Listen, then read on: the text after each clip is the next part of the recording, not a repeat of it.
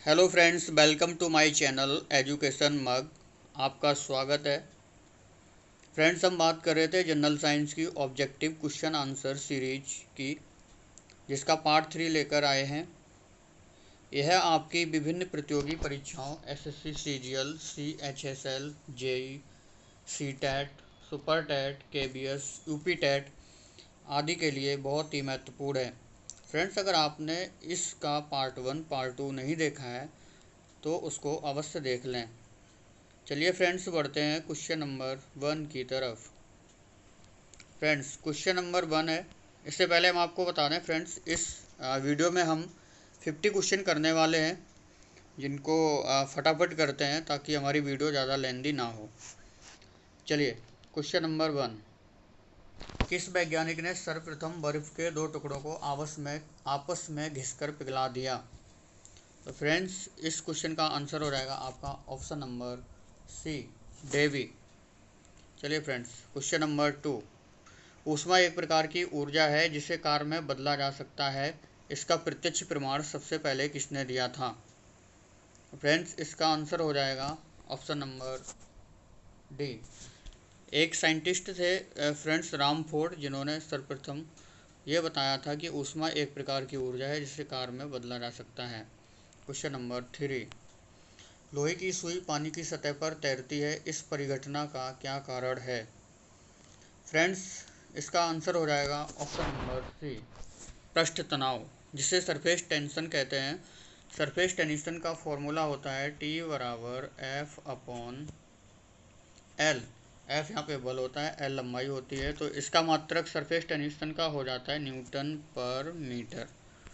चलिए friends, question number 4। निम्नलिखित में से किसे द्रव का घनत्व सबसे कम है? इनमें से किस द्रव का घनत्व सबसे कम है? फ्रेंड्स, आपका आंसर हो जाएगा option number B, petrol. Petrol का घनत्व सबसे कम होता है। फ्रेंड्स, घनत्व बराबर होता है डी बराबर द्रव्यमान बटे आयतन। इसका मात्रक हो जाता है किलोग्राम पर मीटर क्यूब। चलिए फ्रेंड्स, बढ़ते हैं क्वेश्चन नंबर 5। एक हॉर्स पावर कितने वाट के बराबर होता है? फ्रेंड्स, इस क्वेश्चन का आंसर हो जाएगा ऑप्शन नंबर डी, 746 वाट। वाट शक्ति की इकाई होती है, power. Friends, question number 6। Bernoulli प्रमेय आधारित है। इस क्वेश्चन का आंसर चला जाएगा ऑप्शन नंबर ए के साथ, ऊर्जा संरक्षण पर, conservation of energy. Friends, question number 7। बर्फ पर दाब बढ़ने से उसका गलनांक क्या होगा? बर्फ पर दाब बढ़ने पर उसका गलनांक फ्रेंड्स घट जाएगा। और आपका आंसर हो जाएगा ऑप्शन नंबर ए। चलिए फ्रेंड्स, क्वेश्चन नंबर 8। किसी मनुष्य के शरीर का सामान्य तापक्रम होता है? इसका आंसर हो जाएगा friends option number C, 98.6 Fahrenheit. Question number 9। ऊष्मा का सबसे अच्छा चालक कौन होता है? फ्रेंड्स, आपका आंसर हो जाएगा ऑप्शन नंबर ए, चांदी, सिल्वर। सिल्वर जो कि ऊष्मा का सबसे अच्छा चालक होता है। Question number 10। निम्नलिखित में से किसकी ऊष्मा धारता अधिक है? इसका आंसर हो जाएगा फ्रेंड्स ऑप्शन नंबर बी, जल। जल की ऊष्मा धारता सबसे अधिक होती है। Question number 11। निम्नलिखित में से किसके द्वारा अधिक ज्वालक पैदा होता है? इनमें से कौन सा अधिक ज्वलन पैदा करता है, जिससे हम जलते हैं, या जिसकी फीलिंग से सबसे अधिक जलन पैदा होती है, वो क्या है? तो फ्रेंड्स, इसका आंसर हो जाएगा ऑप्शन नंबर ए, भाप, स्टीम। Question number 12। निम्नलिखित में से किसमें सर्वोच्च विशिष्ट ऊष्मा का मान होता है? तो फ्रेंड्स, इनमें से किसमें स्पेसिफिक हीट यानी कि विशिष्ट ऊष्मा का मान अधिक होता है? इसका आंसर हो जाएगा ऑप्शन नंबर सी, जल। वाटर की स्पेसिफिक हीट सबसे अधिक होती है। ऊष्मा का सबसे अच्छा चालक क्या है? फ्रेंड्स, इसका आंसर मैंने अभी आपको ऊपर वाले क्वेश्चन में बताया था। तो इसका आंसर हो जाएगा आपका ऑप्शन नंबर ए, सिल्वर। क्वेश्चन नंबर 14, आणविक संगठन के द्वारा ऊष्मा का संप्रेषण क्या कहलाता है? इस क्वेश्चन का आंसर हो जाएगा फ्रेंड्स ऑप्शन नंबर ए। फ्रेंड्स, 3 तरीके से ऊष्मा का संचरण होता है। एक तो चालन, संवहन और रेडिएशन।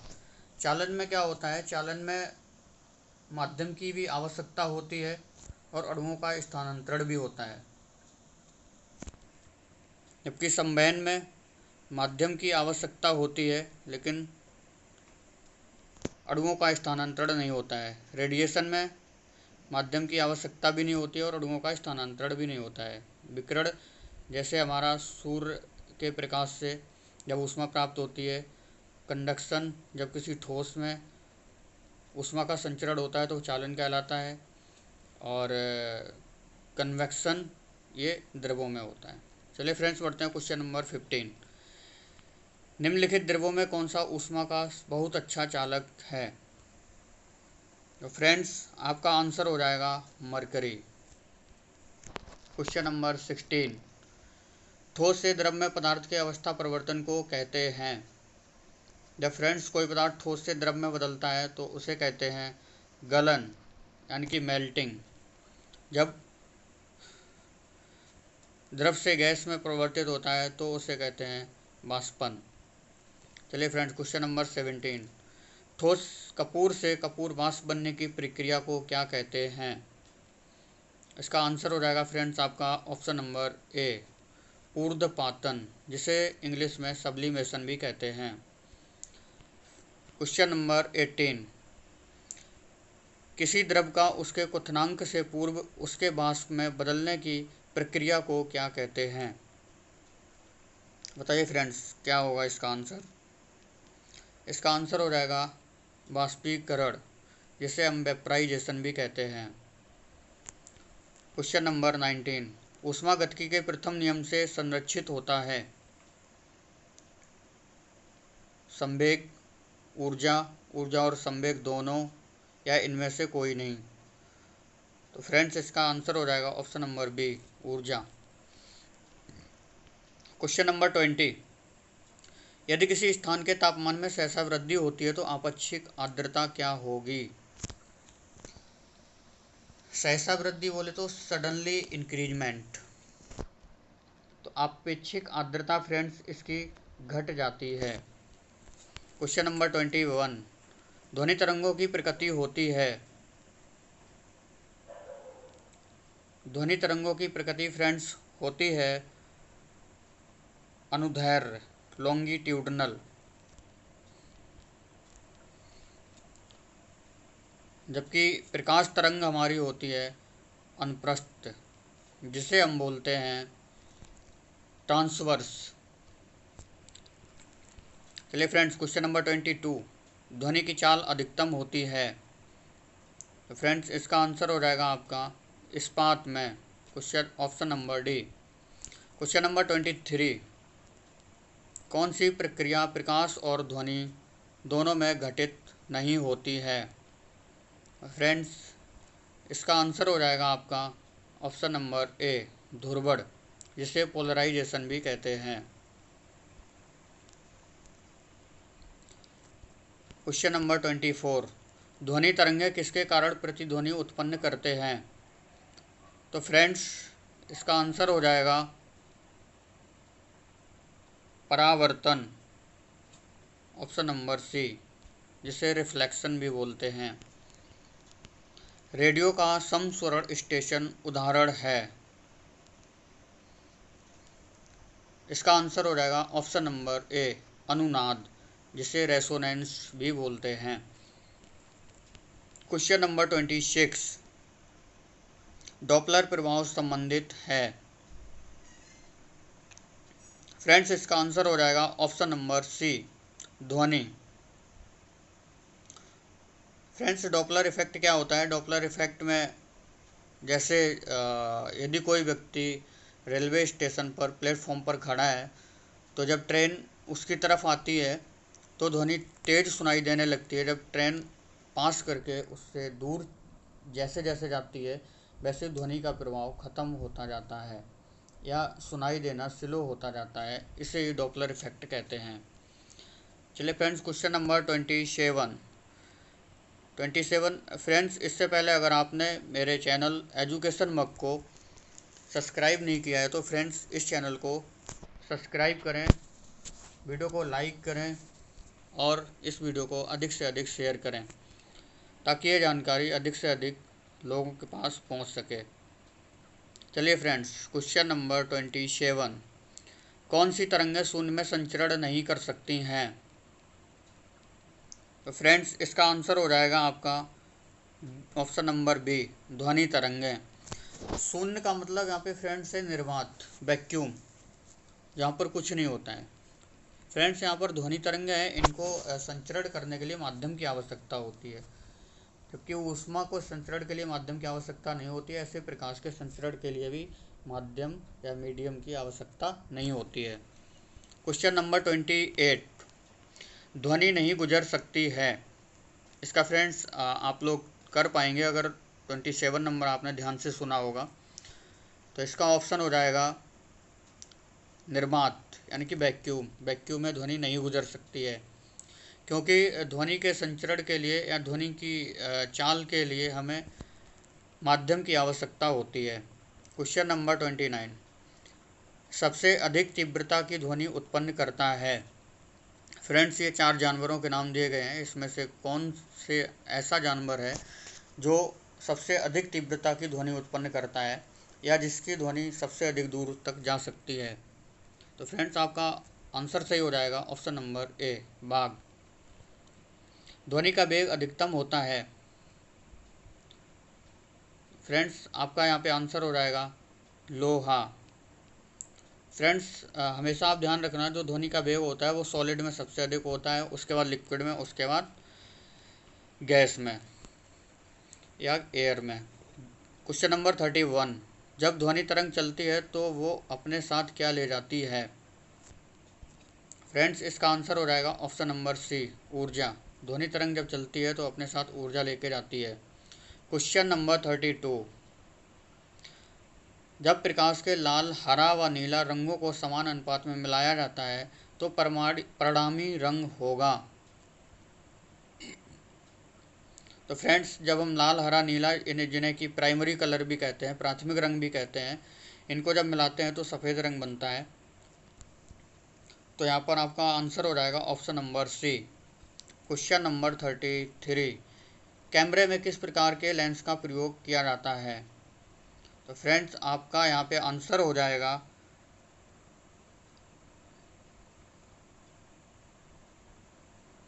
ऑप्शन नंबर सी, समान मोटाई का। सॉरी, यहाँ पे आपका आंसर हो जाएगा उत्तल, कॉन्वेक्स लेंस, ऑप्शन नंबर ए। चलिए क्वेश्चन नंबर 34, नेत्रदान में दाता की आंख के किस हिस्से को प्रतिरोपित किया जाता है?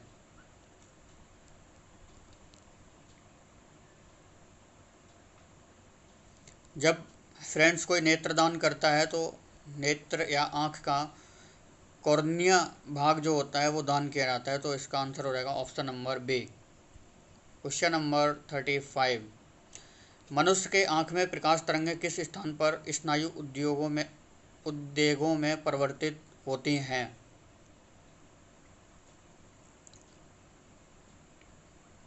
फ्रेंड्स आपका यहाँ पे आंसर हो जाएगा ऑप्शन नंबर बी, रेटिना में। क्वेश्चन नंबर 36, मायोपिया से क्या तात्पर्य है? इसका आंसर हो जाएगा आपका फ्रेंड्स ऑप्शन नंबर ए, मायोपिया निकट दृष्टि दोष को कहते हैं। इसको दूर करने के लिए अवतल लेंस का प्रयोग किया जाता है। क्वेश्चन नंबर 37, दूरबीन का आविष्कार किया था किसने?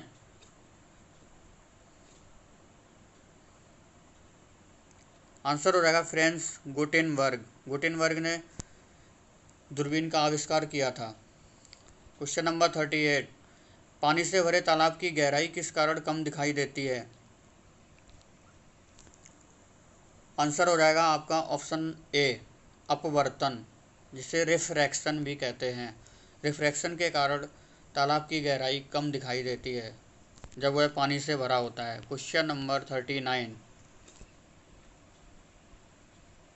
साबुन के बुलबुले के चमकीले रंग निम्नलिखित में से किसके कारण होते हैं? फ्रेंड्स, आपका आंसर हो जाएगा ऑप्शन नंबर ए, प्रकीर्णन के कारण, जिसे हम स्कैटरिंग भी कहते हैं, जिसकी वजह से हमें आसमान का रंग नीला दिखाई देता है,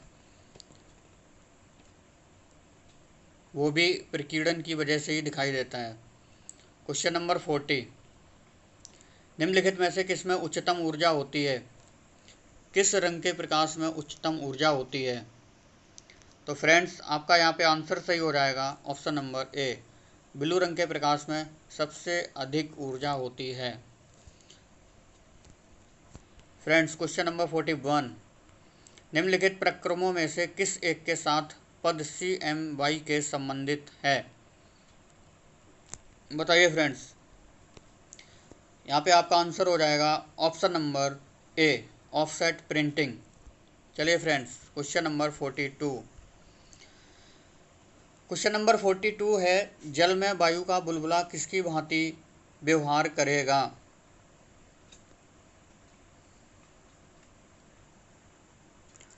फ्रेंड्स, जल में बुलबुला जो होता है वो अवतल लेंस की भांति कार्य करता है, कॉनकेव लेंस की भांति कार्य करता है। अवतल लेंस इस टाइप में बनता है, जबकि उत्तल लेंस उभरा हुआ होता है। ये हो गया उत्तल, यानी कि कॉन्वेक्स। चलिए फ्रेंड्स, बढ़ते हैं, इसे कॉनकेव बोलते हैं, तो ये हो गया हमारा कॉनकेव। क्वेश्चन नंबर 43, प्रकाश की गति किसके बीच से जाते हुए न्यूनतम होती है? इसका आंसर हो जाएगा फ्रेंड्स आपका कुछ ऑप्शन नंबर सी, कांच से जब प्रकाश गुजरता है तो उसकी गति सबसे कम होती है। चलिए फ्रेंड्स, क्वेश्चन नंबर 44, किसी तारे के रंग से तारे का क्या पता चलता है? इसका आंसर हो जाएगा फ्रेंड्स ऑप्शन नंबर बी, तारे का ताप। ताप के अनुसार ही तारे के रंग बदलते हैं। चलिए क्वेश्चन नंबर 45, निम्नलिखित तिथियों में से किसमें दोपहर को आपकी छाया सबसे छोटी दिखती है? फ्रेंड्स, यहाँ पे आपका आंसर हो जाएगा ऑप्शन नंबर डी, 21 जून को आपकी छाया सबसे छोटी दिखती है। 21 जून को फ्रेंड्स सबसे बड़ा दिन होता है। 21 जून को ही हम योगा दिवस मनाते हैं, जो कि इंडिया ने स्टार्ट किया था। चलिए फ्रेंड्स, बढ़ते हैं, क्वेश्चन नंबर 46, पीले रंग का पूरक रंग है?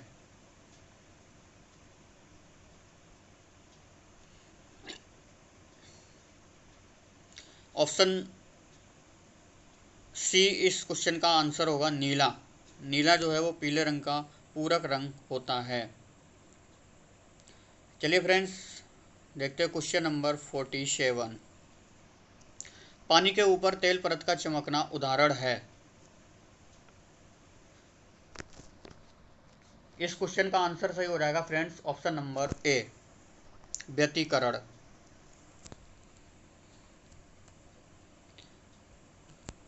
अब देखते हैं क्वेश्चन नंबर 48, तरल लाल वास्तविक गहराई से कम गहरा दिखाई देता है, इसका क्या कारण है? तरल ताल वास्तविक गहराई से कम दिखाई देता है, इसका क्या कारण है?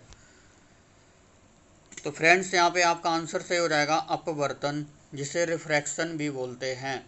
रिफ्रैक्शन के कारण फ्रेंड्स जो भी पानी के अंदर डूबी हुई वस्तुएं होती हैं वो ऊपर उठी हुई दिखाई देती हैं, तथा इसी प्रकार बाल्टी की गहराई भी ऊपर उठी हुई दिखाई देती है। इसी प्रकार तालाब की गहराई जो होती है वो वास्तविक गहराई से कम दिखाई देती है। क्वेश्चन नंबर 49, अंतरिक्ष में किसी अंतरिक्ष यात्री को आकाश दिखाई देगा?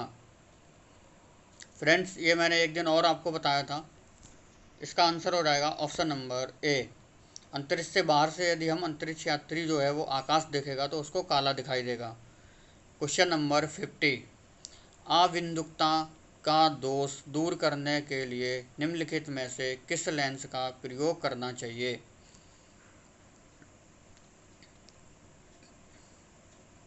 फ्रेंड्स, यहाँ पे आपका आंसर से हो जाएगा option number C, cylindrical lens का उपयोग किया जाता है।